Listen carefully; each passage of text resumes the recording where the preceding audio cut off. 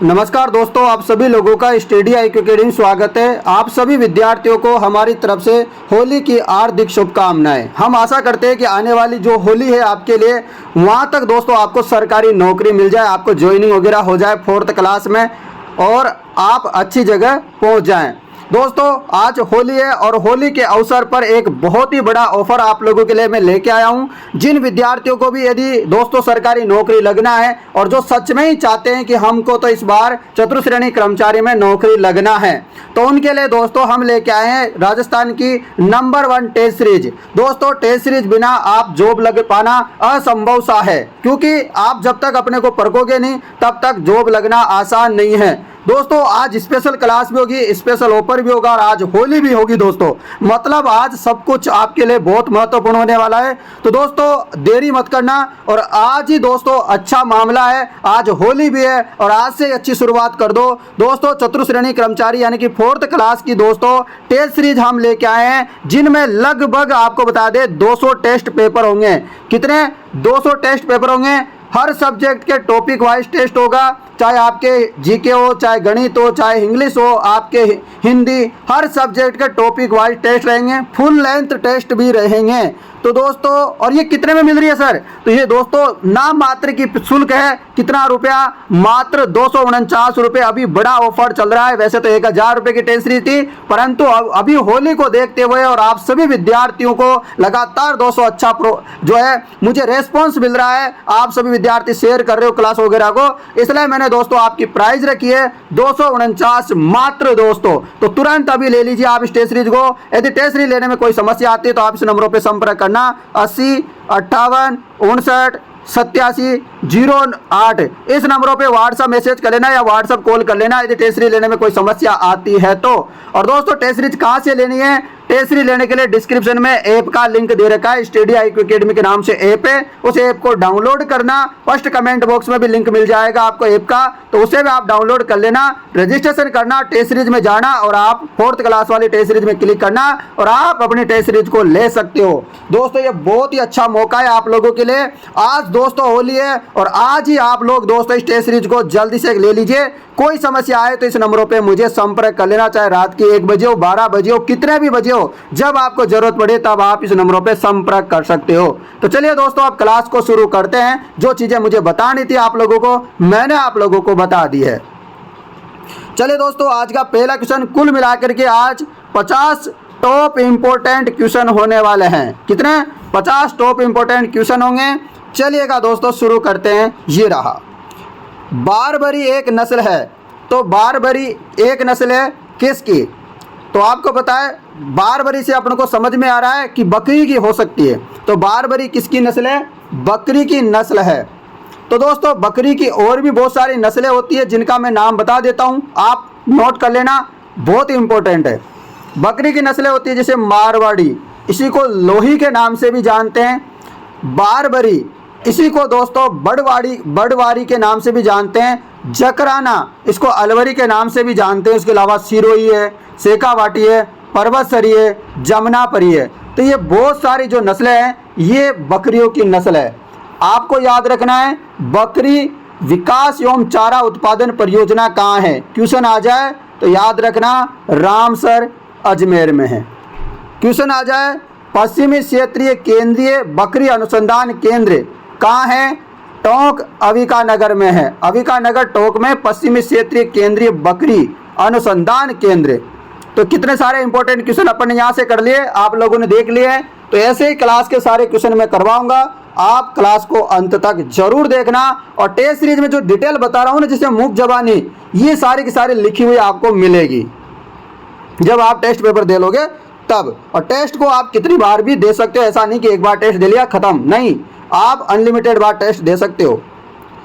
Rajasthan feeder नहर राजस्थान में जिले में प्रवेश करती है। राजस्थान फीडर नहर राजस्थान में जिले में प्रवेश करती है। कौन से जिले में प्रवेश करती है दोस्तों राजस्थान फीडर नहर? तो हनुमानगढ़ जिले में प्रवेश करती है।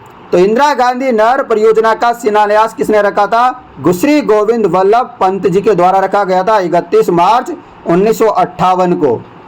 और दोस्तों IGNP की कुल लंबाई कितनी है? इंदिरा गांधी नहर की कुल लंबाई की बात करें तो 649 किलोमीटर है। यदि इसकी बात करें कि राजस्थान फीडर की लंबाई कितनी है, तो राजस्थान फीडर की लंबाई है 204 किलोमीटर। राजस्थान बात करें मुख्य नहर की लंबाई कितनी है, इंदिरा गांधी जो मुख्य नहर है इसकी लंबाई है 445 किलोमीटर। समझ गए हो, इतने सारे इंपॉर्टेंट थे, मैंने आपको सारा बता दिए। राजस्थान फीडर राजस्थान में हनुमानगढ़ जिले से प्रवेश करती है। दोस्तों जो पढ़ा रहा हूं इसके बाहर एक भी क्वेश्चन नहीं जाएगा, आप अच्छे से पढ़ लो, बस उसमें काम हो जाएगा। इधर उधर नहीं भागना है, आपको शांति से रह करके रोजाना शाम को 7 बजे क्लास देखनी है। अगला है, जिन नगर समुच्चय से होकर राष्ट्रीय राजमार्ग संख्या 8 गुजरता है वह है, यानी कि आपको बताना है कि NH 8 कहाँ होकर के गुजरता है। तो NH 8 के बारे में आपको बताना है किन किन जिलों से होके गुजरता है। तो NH 8 गुजरता है दोस्तों आपके अलवर, जयपुर और अजमेर से। अलवर, जयपुर और अजमेर से गुजरता है आपका NH 8। चलते हैं दोस्तों अगले प्यारे से एक प्रश्न में, ही रहा, निम्नलिखित में से कौन सा एक क्या है सुमेलित नहीं है, गलत है, वो आपको बताना है। मैंने इनमें से कुछ तो आपको कल भी करवाई, कल क्या परसों भी करवाई थी। चलो बताओ फटाफट। तो आपको पता है दोस्तों बिसलपुर परियोजना टोंक में सही है। मेजा बांध परियोजना आपको पता है कोटारी नदी पर भीलवाड़ा में है। छापी परियोजना झालावाड़ में, परंतु सोम कमला अंबा परियोजना मैंने आपको बताया था, सोम कमला अंबा मैंने आपको बताया था कि डूंगरपुर। आपको मैंने ये भी बताया था कि सोम कागदर उदयपुर। आपको मैंने सावन भादो भी क्या बताया था, सावन भादो बताया था, क्या कोटा बताया था। तो आप लोगों को देखो इतनी सारी चीजें मैंने बताई। उसके अलावा कुछ और बता देता हूं, जैसे कि माधो सागर बांध कहाँ है, तो दौसा में। आपसे गरदड़ा परियोजना पूछे तो बूंदी में। छापी परियोजना अभी अपन ने कर ली झालावाड़ में। तो दोस्तों ये जो इंपॉर्टेंट है जिनको मैं अलग से बताता हूँ, आप इनको भी थोड़ा ध्यान से सुना करो, एयरफोन वगैरह लगा करके शांति में बैठ करके आराम से क्लास लो। एक बार में समझ में नहीं आए तो 2 बार क्लास लो, मजा आएगा, अच्छी लगेगी और आपका सिलेक्शन भी होगा। उस दिन मुझे मिठाई खिला देना बस, और कुछ नहीं चाहिए आप लोगों से। सूखा संभावित क्षेत्र कार्यक्रम किस वित्तीय वर्ष में प्रारंभ हुआ, बताओ। सूखा संभावित क्षेत्र कार्यक्रम किस वर्ष में प्रारंभ हुआ, बताइए। सूखा संभावित क्षेत्र कार्यक्रम प्रारंभ हुआ था 1974-75 में। कब शुरू हुआ था, 1974-75 में शुरू हुआ था, आप लोगों को याद रखना है। चलो अगला प्रश्न आप लोगों के लिए ये रहा, राज्य में सड़कों के विकास के लिए राज्य सरकार की दीर्घावधि योजना है, बताओ। राज्य में सड़कों के विकास के लिए राज्य सरकार की दीर्घावधि योजना कौन सी है। जवाब हो जाएगा Rajasthan road vision 2025, Rajasthan road vision 2025। अब दोस्तों आपको कुछ मार्बलों से संबंधित क्वेश्चन करवाऊंगा और बहुत सारी डिटेल भी बताऊंगा इसके बारे में। क्वेश्चन है अपना, गुलाबी मार्बल मिलता है, आप इसका जवाब कमेंट में दो, तब तक मैं डिटेल आपको बता देता हूँ। देखो आपसे पूछ ले कि सफ़ेद मार्बल कहाँ मिलता है, वाइट मार्बल कहाँ मिलता है, क्वेश्चन आ जाए तो याद रखना मकराना नागौर में मिलता है वाइट मार्बल। यदि आपसे आ जाए कि ब्लैक मार्बल यानी कि काला मार्बल, वो ये बहुत बार क्वेश्चन में आ चुका है दोस्तों, बहुत बार परीक्षाओं में आता है। सफ़ेद मार्बल मकराना नागौर, काला मार्बल पूछे तो बेसलाना जयपुर में मिलता है, काला मार्बल पूछे तो बेसलाना जयपुर में। पीला मार्बल पूछे तो आपको याद रखना है पीसला जैसलमेर में मिलता है। यदि आपसे पूछ रहे हरा मार्बल, तो हरा मार्बल मिलता है दोस्तों आपके ऋषभदेव उदयपुर में, ऋषभदेव उदयपुर में हरा मार्बल मिलता है। गुलाबी मार्बल बाद में बताऊंगा, आप बताओ तब तक। सतरंगी मार्बल कहाँ मिलता है, सतरंगी मार्बल मिलता है आपके पादरला, पादरला पाली में, पादरला पाली में मिलता है। तो मुझे बताओ आप गुलाबी मार्बल कहाँ मिलता है। अब तो आ ही गया होगा आप लोगों को आंसर समझ में कि जयपुर में ब्लैक मिलता है, उदयपुर में आपका हरा मिलता है, जैसलमेर में पीला मिलता है। तो गुलाबी मार्बल बच गया अपना जालोर में। जालोर में भी एक जगह पड़ती है दोस्तों बाबर मल, बाबर मल जालोर में आपका मिलता है गुलाबी मार्बल।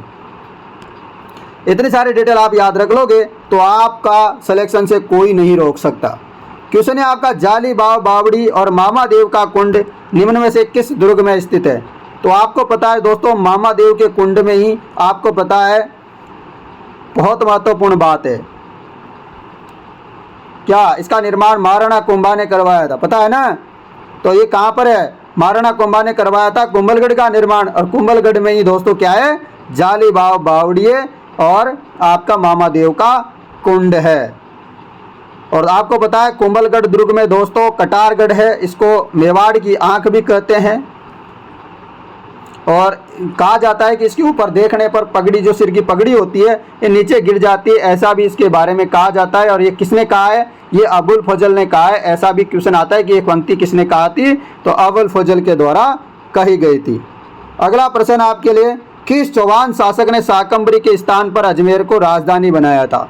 तो आपको बताना है कि कौन से शासक थे जिन्होंने, जो शाकंभरी हुआ करती थी पहले चौहानों की राजधानी, शाकंभरी से हटा करके अजमेर को अपनी राजधानी बनाया, ऐसा राजा कौन था?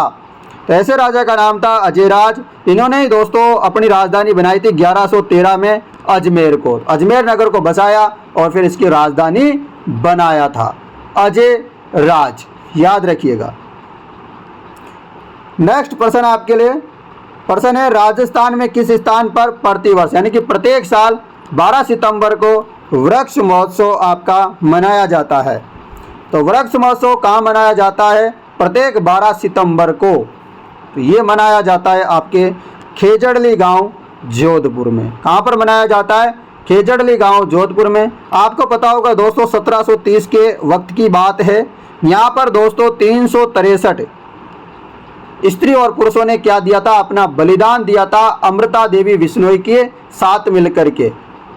इसलिए दोस्तों ये उन्हीं की याद में वृक्ष महोत्सव यहाँ पर मनाया जाता है। ठीक है ना, याद रख लोगे आप लोग, बहुत महत्वपूर्ण है आप लोगों के लिए। चलो अगला प्रश्न, जिला जिसमें न्यूनतम 1% क्षेत्र है, ऐसा कौन सा जिला है जिसमें न्यूनतम वन क्षेत्र है? प्रतिशत की बात कर रहे हैं यहाँ पर, 1% में। तो प्रतिशत की बात करें तो आपका जोधपुर होगा, और बिना प्रतिशत की बात करें, क्षेत्रफल की बात करते तो चूरू हो जाता। समझ गए दोस्तों? तो प्रतिशत में बात करें तो जोधपुर होगा, केवल 0.47% यहाँ पर वन पाए जाते हैं। एरिया की बात करते हैं तो 88 वर्ग किलोमीटर में यहाँ पर वन पाए जाते हैं, चूरू में सबसे कम। समझ गए? चलो अगला प्रश्न आप लोगों के लिए ये रहा, बताओ खनिज दे रखा है, क्षेत्र दे रखा है, बताओ जल्दी से। तांबा, तांबा आपको पता है, मैंने बता भी दिया था आपको कि खो दरीबा में मिलता है। खो दरीबा हो गया, खेतड़ी सिंगाना हो गया, यहाँ पर मिलता है तांबा। जिप्सम कहाँ मिलता है? तो जिप्सम मिलता है जामसर, जिप्सम जामसर में मिलता है। सीसा जस्ता कहाँ मिलता है?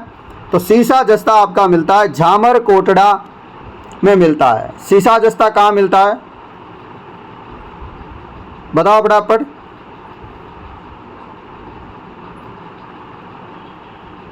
जामर कोटड़ा मिलता है क्या? नहीं मिलता है। सीसा जस्ता कहाँ मिलता है तो बताओ।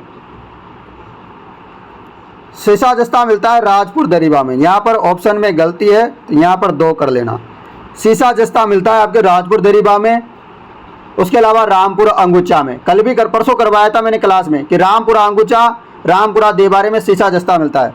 रॉक फॉस्फेट मिलता है आपके जामर कोटड़ा में। तो ऑप्शन नंबर सी हो जाएगा। यदि आपसे यूरेनियम पूछ ले कि यूरेनियम कहाँ मिलता है तो कुराड़िया में मिलता है। तांबड़ा पूछ ले तो तांबड़ा मिलता है जनकपुरा राजमहल में। आपसे पूछे चूना पत्थर कहाँ मिलता है तो चूना पत्थर मिलता है सोनू क्षेत्र जैसलमेर में। अगला प्रश्न है, वह राज्य जो राजस्थान के साथ सीमा नहीं बनाता है वह है। आपको बताना है कि वह राज्य जो राजस्थान के साथ सीमा नहीं बनाता है, आपको बताना है। आपको पता है मध्य प्रदेश के साथ सीमा बनती है, उत्तर प्रदेश, पंजाब, यानी कि कुल मिलाकर के 5 राज्य के साथ सीमा बनाते हैं हम। पंजाब, हरियाणा, एमपी, यूपी और गुजरात। तो यहाँ पर कौन सा ऑप्शन में गलत है? हिमाचल प्रदेश के साथ कोई सीमा नहीं बनाते। सबसे ज़्यादा जो सीमा बनाते हैं हम मध्य प्रदेश के साथ, सबसे कम सीमा बनाते हैं पंजाब के साथ। मध्य प्रदेश के साथ 1600 किलोमीटर, पंजाब के साथ 89 किलोमीटर। तो ये आप ये भी याद रख लेना, किलोमीटर भी। क्या पता आपके एग्जाम में यहाँ से भी क्वेश्चन आ जाए। अगला प्रश्न, राजस्थान में सबसे लंबा बांध कौन सा है? राजस्थान में सबसे लंबा बांध कौन सा है? सभी विद्यार्थियों को पता है राजस्थान का सबसे लंबा बांध माही बजाज सागर है। राजस्थान का सबसे लंबा बांध माही बजाज सागर। यदि आपसे पूछ ले दोस्तों, क्या पूछ ले बताओ?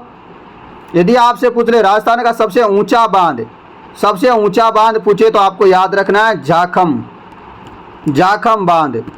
सबसे ऊंचा बांध कौन सा है? जाखम बांध होगा। और सबसे लंबा माही बजाज सागर बांध। यदि आपसे पूछ ले दोस्तों, तीसरी बात, भंडारण की दृष्टि से राजस्थान का सबसे बड़ा बांध तो राणा प्रताप सागर, याद रखना। और राजस्थान में मिट्टी का बांध पूछ ले तो पाचना बांध करौली में। और आपसे पूछ ले कि पश्चिमी राजस्थान का सबसे बड़ा बांध जवाई बांध है जो कि पाली में।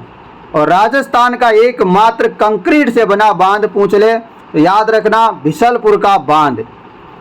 ठीक है ना? तो इतनी सारी डिटेल मैंने बता दी, आप लोगों को याद रखना है। क्वेश्चन आता है यहाँ से। क्वेश्चन है अगला, क्लास कैसी लग रही है मुझे एक बार कमेंट कर दो यार दोस्तों, क्योंकि कमेंट तो करना बनता है। और फिर से बता रहा हूँ, बीच में आप लोगों को थोड़ा डिस्टर्ब कर रहा हूँ, इसके लिए क्षमा चाहता हूँ, परंतु आपके लिए जरूरी सूचना है।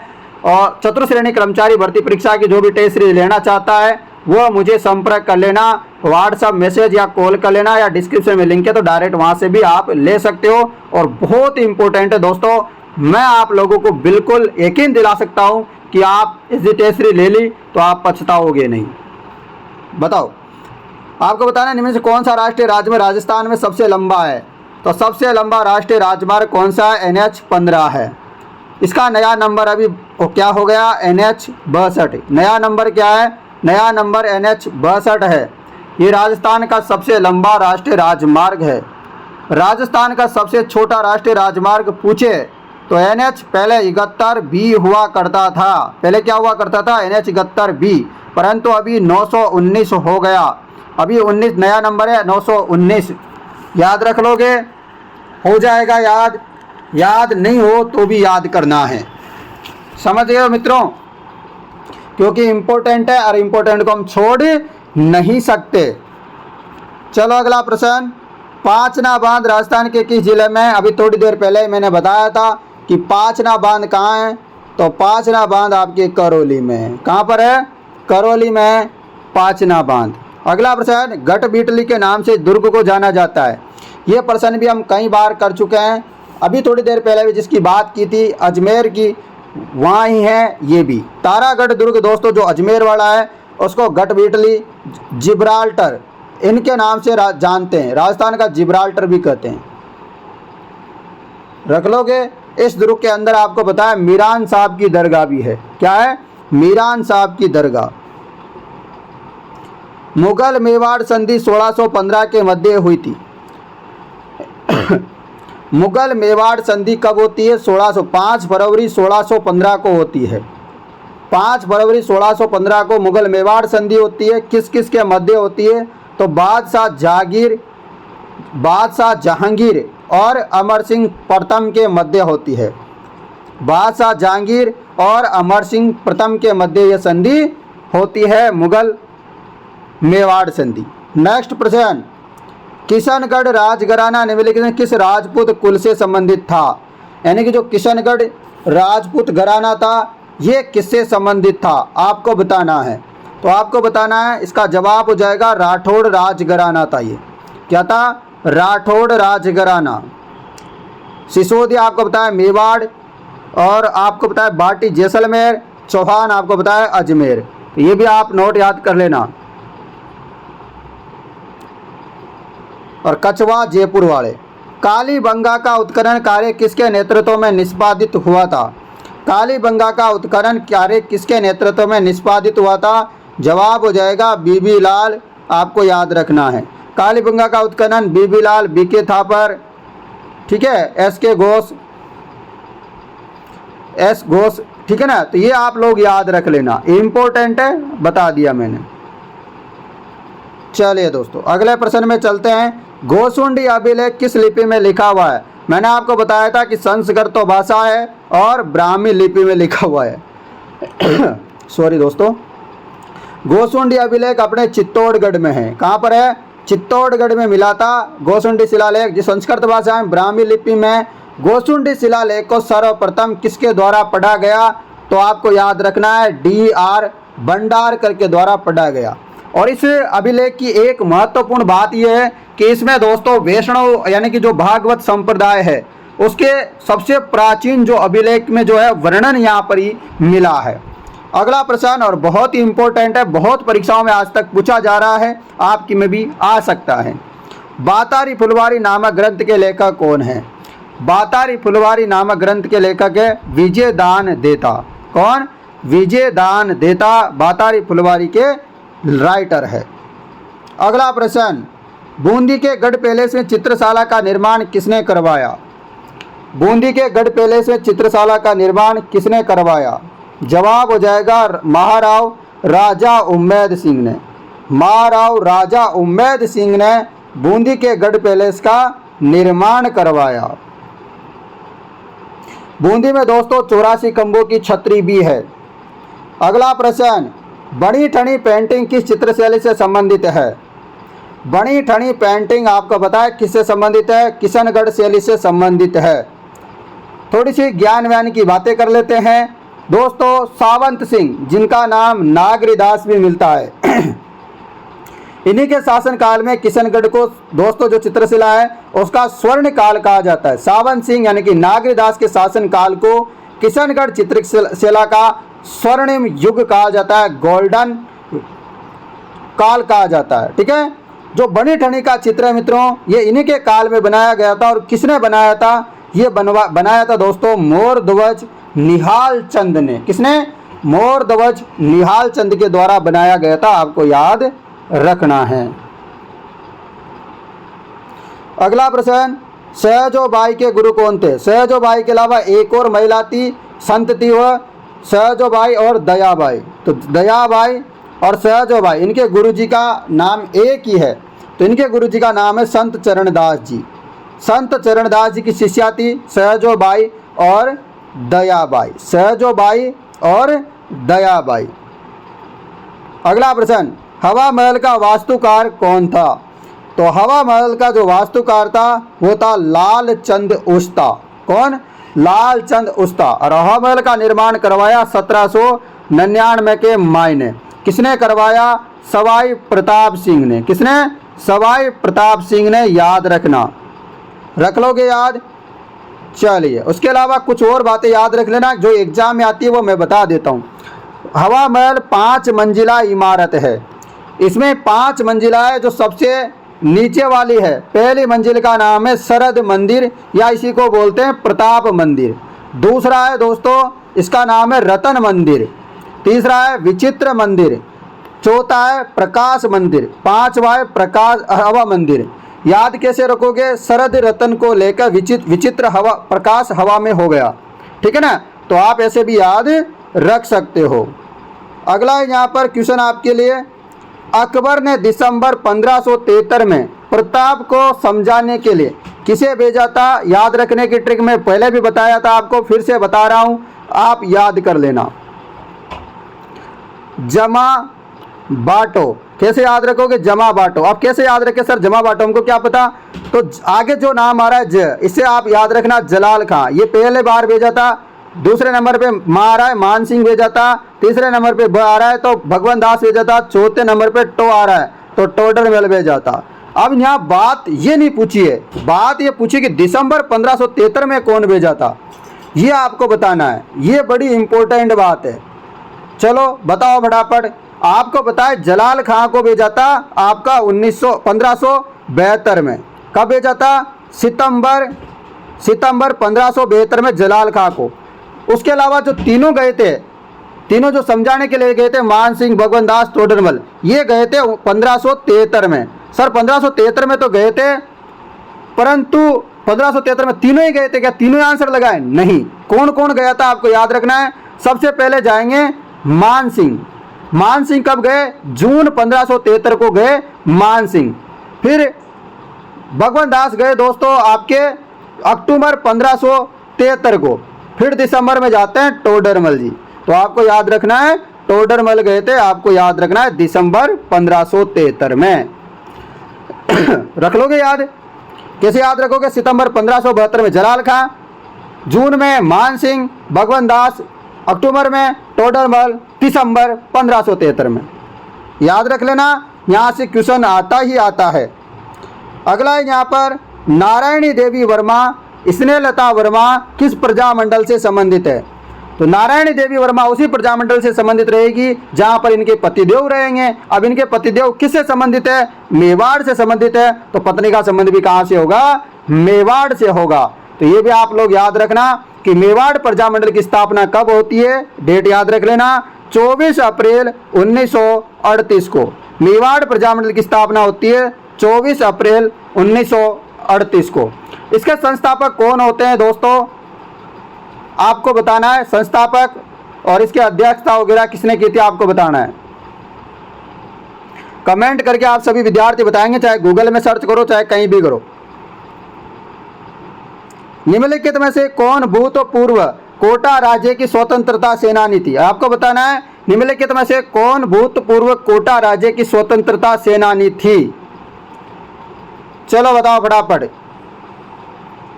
जवाब हो जाएगा कमला स्वाधीन। क्या हो जाएगा? कमला स्वाधीन। निम्नलिखित भूतपूर्व कोटा राज्य की स्वतंत्रता सेनानी कौन थी? कमला स्वाधीन थी, आपको याद रखना है। नेक्स्ट प्रश्न, संयुक्त राजस्थान जो राजस्थान संघ में मेवाड़ के विलय से अस्तित्व में आया का उद्घाटन किसने किया?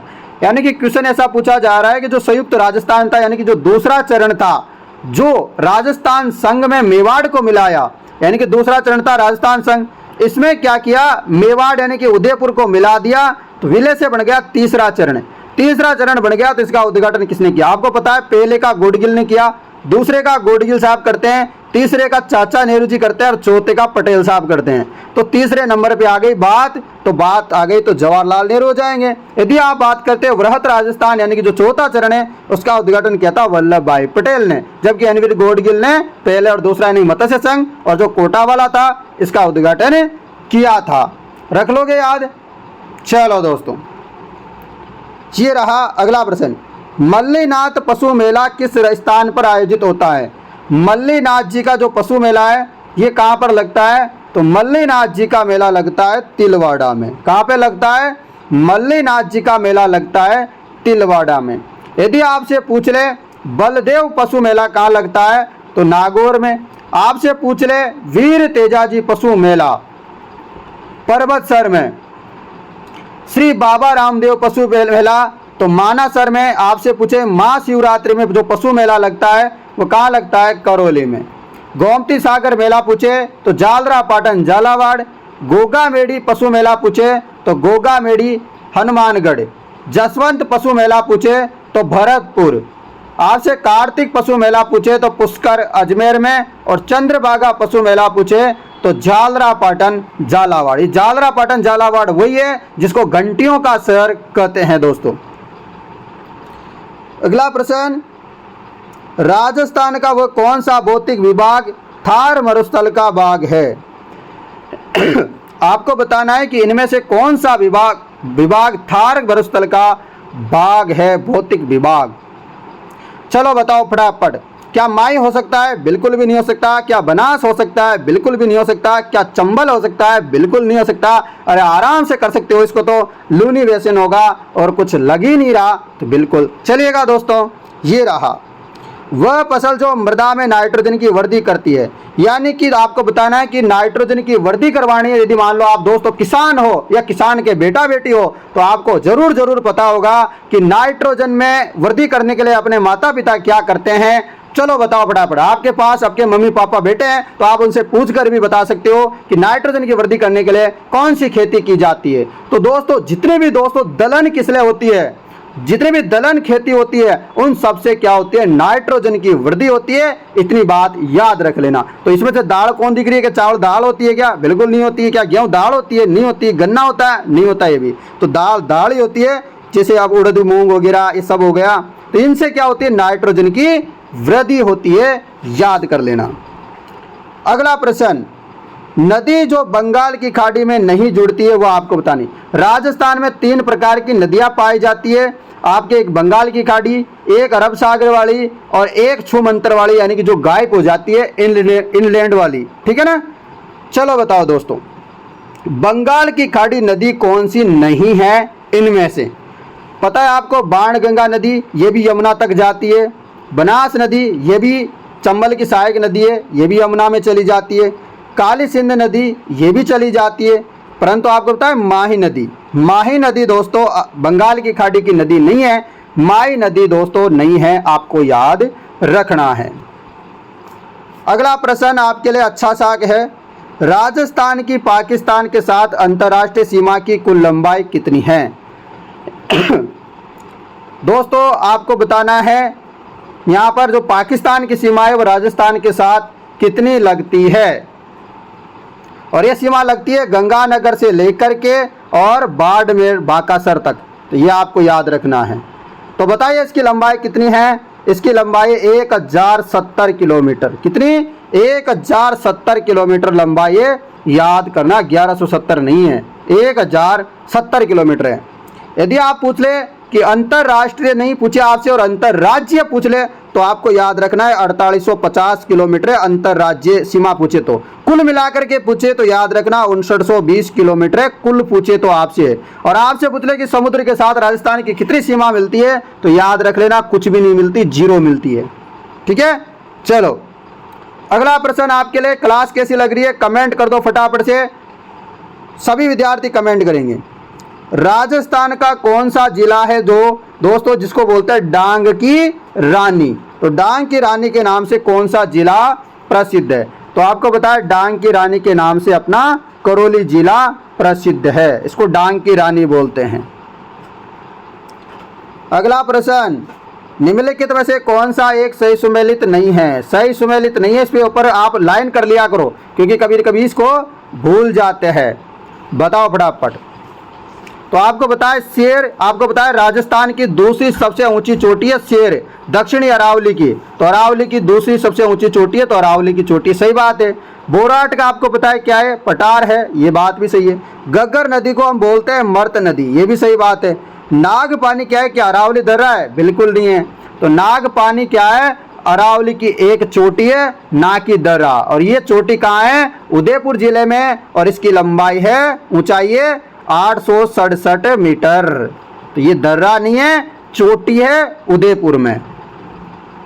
अगला प्रश्न, राजस्थान में थोर्नवेट के जलवायु प्रदेश EA-D में कौन सा क्षेत्र नहीं आता है?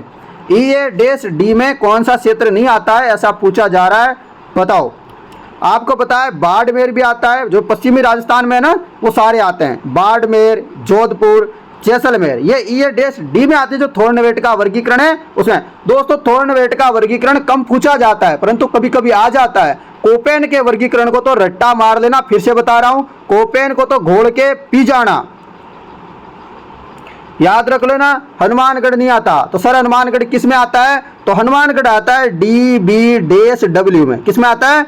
DB-W में। तो DB-W में कौन कौन आते हैं? बीकानेर आता है, चूरू आता है, श्री गंगानगर आता है, हनुमानगढ़ आता है। आपसे पूछ ले मान लो CA-W में कौन आता है थोर्नवेट के अनुसार, तो याद रखना कोटा, बारा, झालावाड़ और वागड़ प्रदेश जो भी है ना वो आता है। यदि आपसे पूछ ले DA-W इनमें कौन आता है, तो इनमें आता है अलवर, भरतपुर, करौली, धौलपुर, राजसमंद, टोंक, उदयपुर, जयपुर हो गया, ये क्षेत्र आते हैं। तो हो गया आप लोगों को याद अब। चलो अगला प्रश्न, खेर वृक्ष के कौन से भाग से खत्ता प्राप्त किया जाता है? जो खेर का वृक्ष होता है ना मित्रों, इसके कौन से भाग से हमको खेर मतलब जो खत्ता जो होता है ना, जो खत्ता प्राप्त होता है, क्या पत्तों से होता है, छाल से होता है, जड़ों से होता है, मध्यवर्ती लकड़ी से होता है? तो खेर के वृक्ष के जो मध्यवर्ती जो लकड़ी होती है ना उससे हमको प्राप्त होता है कत्ता। और कत्ता प्राप्त करने वाली जाति कौन सी होती है? कथोड़ी जाति होती है। कौन सी? खतोड़ी जाति होती है, जो जनजाति है ना वो होती है। अगला प्रश्न, राजस्थान राज्य पर्यावरण नीति किस वर्ष में लागू की गई? राजस्थान में राजस्थान राज्य पर्यावरण नीति कब आई थी? 2010 में आई थी। कब आई थी? 2010 के महीने आई थी। अगला प्रश्न, एक ही आंदोलन किसने आरंभ किया था? तो एक ही आंदोलन का जो शुभारंभ किया था या आरंभ किया था वो मोतीलाल तेजावत जी ने किया था। किसने? मोतीलाल तेजावत जी ने। ये वही मोतीलाल तेजावत है जिन्होंने 21 सूत्री मांग पत्र रखा था। रख लोगे याद। मेवाड़ की पुकार भी कहा जाता है 21 सूत्री मांग पत्र को। मेवाड़ के जो महाराणा थे उनके सामने इन्होंने 21 मांगे रखी थी आदिवासियों से संबंधित। अगला प्रश्न आप लोगों के लिए, ट्रेंच कमीशन किस किसान आंदोलन से संबंधित है? ट्रेंच कमीशन आपको पता है दोस्तों किससे संबंधित है? बेंगू किसान आंदोलन से संबंधित है ट्रेंच कमीशन। दोस्तों यहाँ पर बेंगू में दोस्तों एक हत्याकांड होता है। यहाँ पर जो है दाकड़ जो किसान थे 2 वो शहीद हो गए थे। तो उन्हीं के बाद फिर यहाँ पर एक ट्रेंच आयोग आया था। तो ये आप लोगों को याद रखना है। चलो अगला प्रश्न आपके लिए, राजस्थान में आहुआ का विद्रोह किसके नेतृत्व में हुआ? राजस्थान में जो आहुआ का नेतृत्व है वह किसके नेतृत्व में हुआ था? आपको याद रखना है ठाकुर कुशाल सिंह के नेतृत्व में। तो आहुआ का जो नेतृत्व हुआ था वह ठाकुर कुशाल सिंह जी के नेतृत्व में हुआ था। आपको पता होगा दोस्तों आहुआ का युद्ध हुआ था जहां पर दोस्तों कर्नल होम्स तथा हंसराज जोशी जो जोधपुर के थे वह दोस्तों कुशाल सिंह के मध्य हुआ था दोस्तों। अगला प्रश्न यहाँ पर, राजस्थान के प्रथम मुख्यमंत्री कौन थे? राजस्थान के प्रथम मुख्यमंत्री कौन थे बताइए। यदि आपसे पूछ ले कि राजस्थान के प्रथम मुख्यमंत्री और यदि इसमें टीकाराम जूली का नाम नहीं है तो सीधा सीधा लगा दो आंसर हीरालाल शास्त्री। इनको दोस्तों नियुक्त किया गया था, आपको पता है। यदि आपसे पूछ ले कि राजस्थान के पहले निर्वाचित मुख्यमंत्री पूछे तो आपको टीकाराम पालीवाल का नाम याद रखना है। किसका? टीकाराम पालीवाल जी का नाम याद रखना है। यदि आपसे पूछे राजस्थान के प्रथम या पहले निर्वाचित मुख्यमंत्री तो टीकाराम पालीवाल। यदि राजस्थान के प्रथम मुख्यमंत्री पूछे सिंपल सा तो हीरालाल शास्त्री। अगला प्रश्न दोस्तों ये रहा, पटवों की हवेली कहाँ है? पटवों की हवेली कहाँ है? पटवों की हवेली जैसलमेर में। यदि आपसे पूछ ले सालिम सिंह की हवेली जैसलमेर में, नतमल की हवेली जैसलमेर में। यदि आपसे पूछे बागोर की हवेली उदयपुर में। यदि आपसे पूछे बाछावतों की हवेली रामपुरा, गुलेचिया और सेठिया की हवेली कहाँ है तो ये बीकानेर में है। अगला प्रश्न, जयपुर के गोविंद देव जी मंदिर का निर्माण किसने करवाया था? जयपुर के गोविंद देव जी मंदिर का निर्माण करवाया गया था सवाई जय सिंह के द्वारा। किसके द्वारा? सवाई जय सिंह के द्वारा गोविंद देव जी मंदिर का निर्माण करवाया। अगला प्रश्न, राजस्थान में खेजड़ी वृक्ष की पूजा किस पर्व पर की जाती है? यानी कि जो खेजड़ी का वृक्ष है इसकी पूजा कब की जाती है राजस्थान में? तो दशहरा के समय दोस्तों खेजड़ी के वृक्ष की पूजा की जाती है। अगला प्रश्न, कल्याण जी का मेला कहाँ आयोजित होता है? कल्याण जी का मेला यानी कि डिग्गी वाले जो कल्याण जी है उनका मेला कब आयोजित होता, कहाँ आयोजित होता है? डिग्गी कल्याण मालपुरा में आयोजित होता है। डिग्गी कल्याण जी मालपुरा में आयोजित होता है, आपको याद रखना है दोस्तों। उसके अलावा दोस्तों आपसे कुछ और मेला पूछ ले, जैसे रामदेवरा का मेला कहाँ लगता है तो आपको याद रखना है रामदेवरा यानी कि जो पोखरण जैसलमेर में लगता है। गोगा जी का मेला जालोर में लगता है। गौतमेश्वर मेला लगता है अरनोद प्रतापगढ़ में। शीतला माता का मेला पूछ ले तो आपका चाकसू जयपुर में, और सीता माता का मेला पूछे तो प्रतापगढ़ में। बुड्ढा जोड़ मेला पूछे तो श्री गंगानगर में। और आपसे पूछे दशहरे का प्रसिद्ध मेला कहाँ लगता है राजस्थान में तो आपको याद रखना है कोटा में। अगला प्रश्न, किसकी स्मृति में दोस्तों तिलवाड़ा पशु मेला आयोजित होता है? कौन सा वाला? तिलवाड़ा पशु मेला। तो तिलवाड़ा पशु मेला थोड़ी देर पहले अपन ने किया था, मल्लीनाथ जी की याद में दोस्तों आयोजित होता है तिलवाड़ा पशु मेला। तो दोस्तों आज के यह महत्वपूर्ण 50 टॉप इंपोर्टेंट प्रश्न थे। आप लोगों को आज की क्लास कैसी लगी मुझे जरूर कमेंट करके आप सभी विद्यार्थी बताएंगे। दोस्तों मैं टेस्ट सीरीज के बारे में फिर से बता रहा हूं आप लोगों को। आपका कोई जानकार है या आप भी लेना चाहते हो तो अभी आपके पास अच्छा मौका है। टेस्ट सीरीज लेना चाहते हो और कोई समस्या आती है तो इस नंबरों पर संपर्क कर लेना 80 58 59 87 08। ठीक है मित्रों, और टेस्ट सीरीज मात्र 249 में मिल जाएगी। टेस्ट सीरीज लेने के लिए डिस्क्रिप्शन में ऐप का लिंक दे रखा है, फर्स्ट कमेंट बॉक्स में भी लिंक दे रखा है। लिंक वहाँ नहीं मिलता है, आपको कोई समस्या आती है डाउनलोड वगैरह करने में, तो आप इस नंबरों पे व्हाट्सअप मैसेज कर देना या कॉल कर लेना व्हाट्सअप में। धन्यवाद मित्रों, मैं मिलता हूँ आप सभी विद्यार्थियों को कल एक और नई क्लास के साथ, तब तक धन्यवाद।